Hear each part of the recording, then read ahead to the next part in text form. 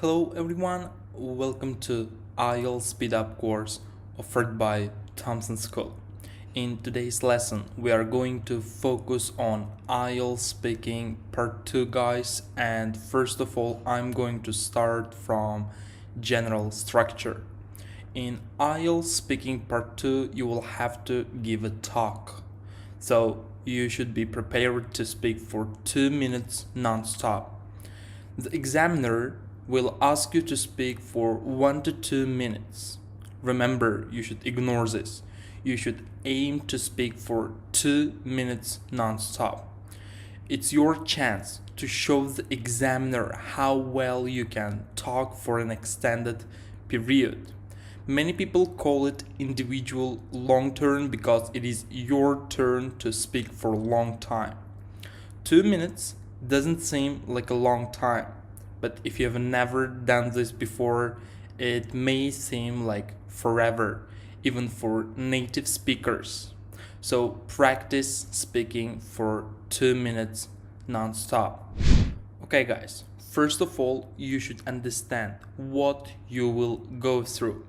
In IELTS speaking part 2, you are going to be asked to speak for between 1 and 2 minutes on a topic.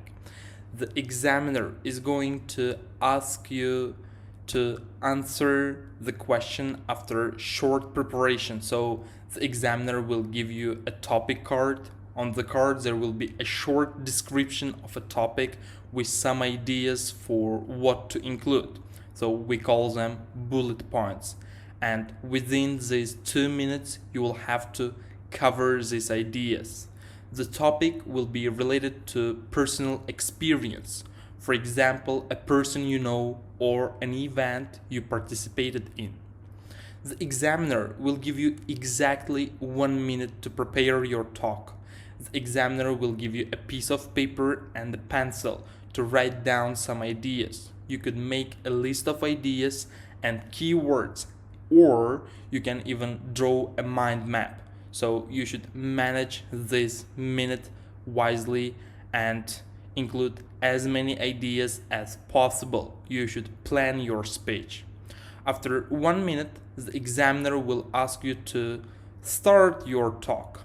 And you give your talk, you are expected to speak without interruption from the examiner for up to 2 minutes. The examiner will listen and say nothing, but he or she might nod and gesture in order to encourage you to continue talking. After 2 minutes, the examiner will interrupt you. They will probably ask you one extra question about the topic. Sometimes they will ask 2 and sometimes 0 question. Okay, you only need to give a short answer to this question. Then you go straight into IELTS speaking part 3. You should remember, you should keep talking until the examiner stops you. You should show your language skills and of course try to manage your speech wisely. So you should start from one point and finish at certain point. It means you should have clear image of what you are going to talk about. And there is one very important thing you should understand. During the IELTS speaking test, the examiner will write some numbers down on a piece of paper. These are the times that different parts of the test started. For example, one time they write down is the start of your 1 minute preparation. Don't worry about these numbers. They have nothing to do with your band scores.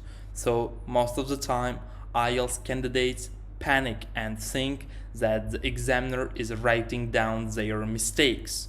So these are just numbers that are going to help the examiner to manage time. So IELTS speaking test 2 topics are related to personal experiences and life events. So typical topics are school, study and work. important events or changes in your life, places you have been to or want to visit in the future, hobbies and free time activities, goals and ambitions. The examiner will give you 1 minute to prepare your talk. You should write down some notes. Write down a list of words related to what you want to say. Remember, it's always good if you write down some high level words that you are going to use throughout your speech. So it will help you a lot. And feel free to use your notes while you're speaking. It is totally fine. If you have to think about what to say when you're talking, you will not be able to think about your language, so you are more likely to make grammatical mistakes. It's also very common for candidates to panic when they are talking and forget what to say. If you have notes, you won't forget what to say if you panic. Most candidates don't do this well. They write just 2 or 3 things on the paper and they spend most of the preparation time thinking about what to say. The problem with this approach is that as soon as they start speaking, they forget what to say. So make detailed notes. And of course, practice making notes as part of your preparation for the speaking test. So try to choose a structure that is going to be easy for you to understand and very easy to follow. In this way, you're not going to pause your speech, and of course, you will not have to take some time to think. Taking into account that starting your talk is difficult, I do recommend to memorize an opening phrase. So let me offer you some structures that you are going to use. So you can start like, I'd like to talk about this, or well, there are many this I could talk about, but I suppose the this I've experienced. I had is or was. So let me explain. First, the second example will help you get a better score than the others because the language is more advanced. But use the first example if the second sentence is too difficult to remember. For example, if your topic is describe your favorite teacher, you could say, I would like to talk about my favorite teacher. So this is simpler structure. And of course, if you are going to use more complex structure, this is going to be something, well, there are many good teachers who I could talk about, but I suppose the favorite teacher I've had was, and continue your talk.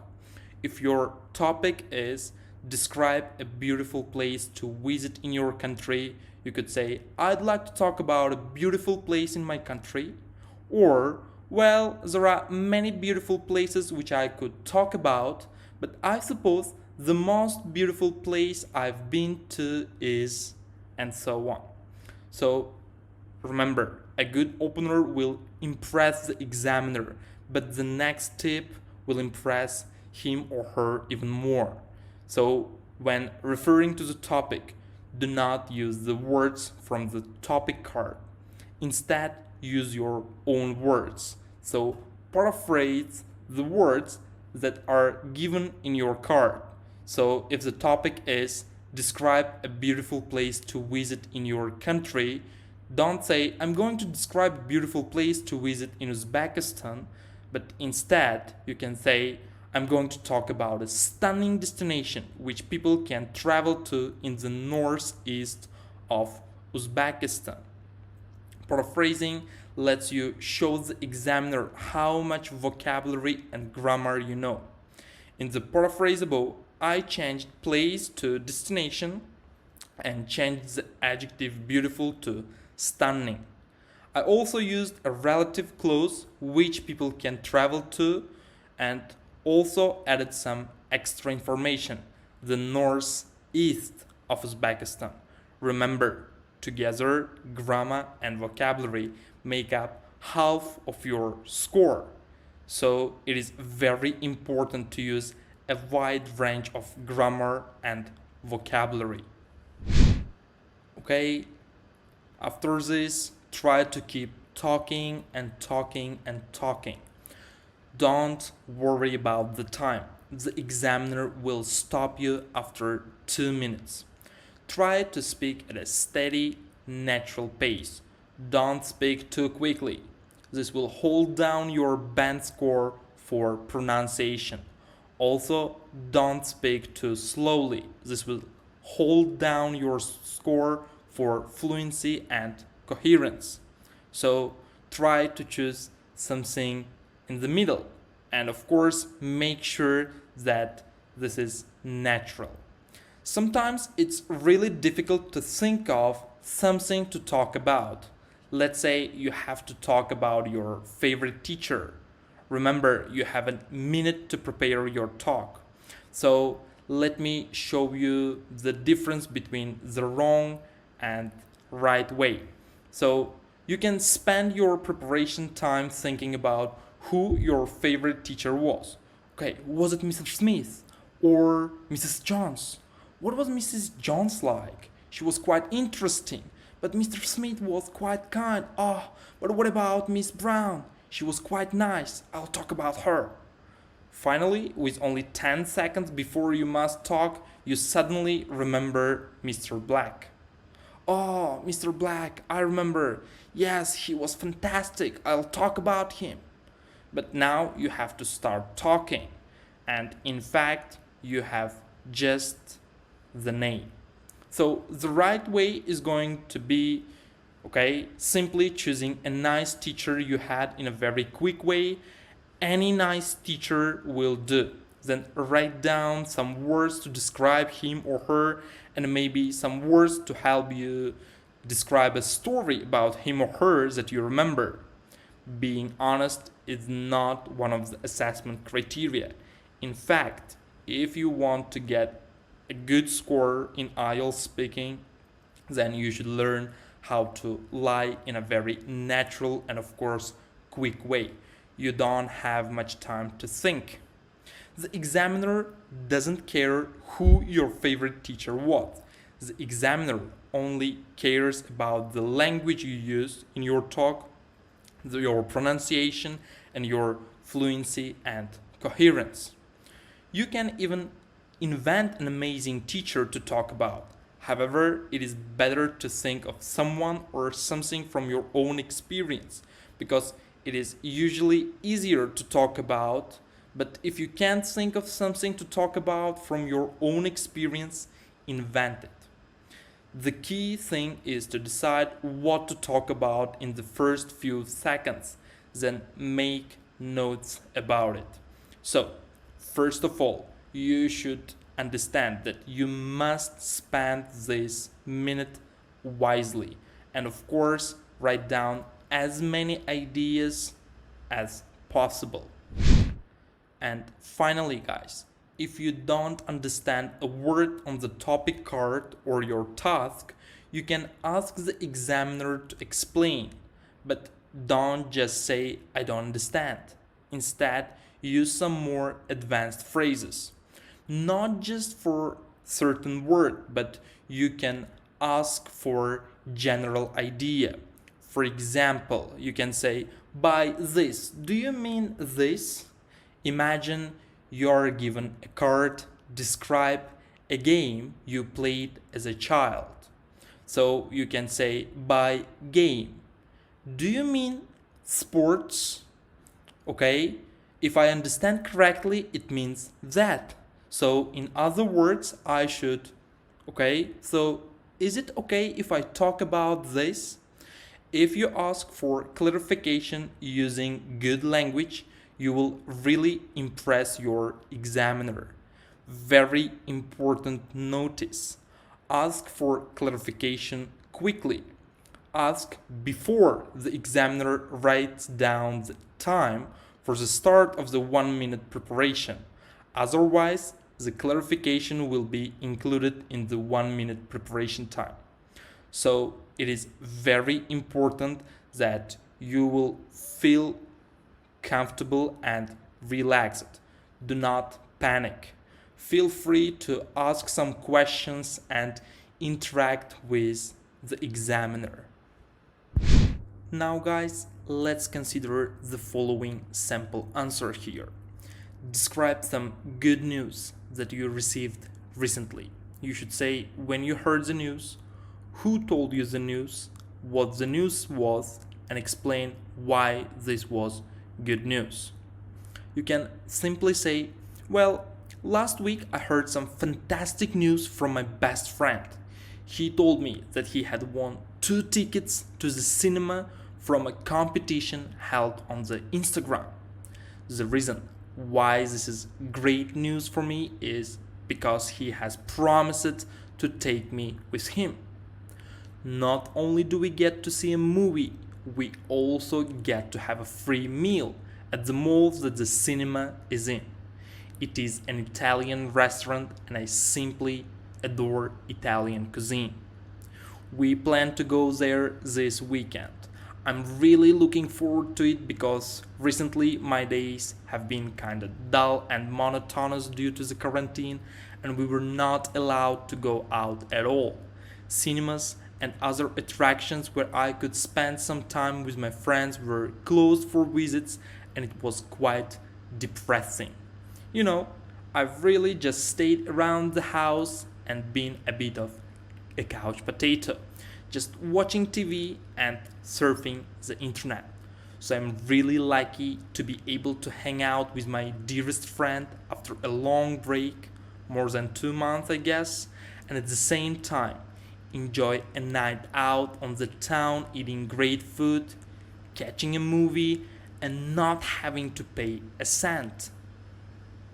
So this is sample answer, guys, that lasts more than a minute, but of course I do recommend you to add some more ideas. For example, you can focus on how he won these 2 tickets. For example, he answered some questions, so try to add some more details in order to extend your answer. So he answered some questions correctly, and that's the reason he won these 2 tickets. Or, for example, you can say he had to share some photos with his friends, and our photo was chosen as the best. So you can simply add some few information, and of course you can also focus on describing the cinema, or you can talk about quarantine a little bit more. So extending your answer and talking for 2 minutes is not as difficult as it seems at first sight. So practice, work on your pronunciation, vocabulary, and grammar, and of course, as long as you keep practicing, your fluency and coherence will get better and you will definitely get high score.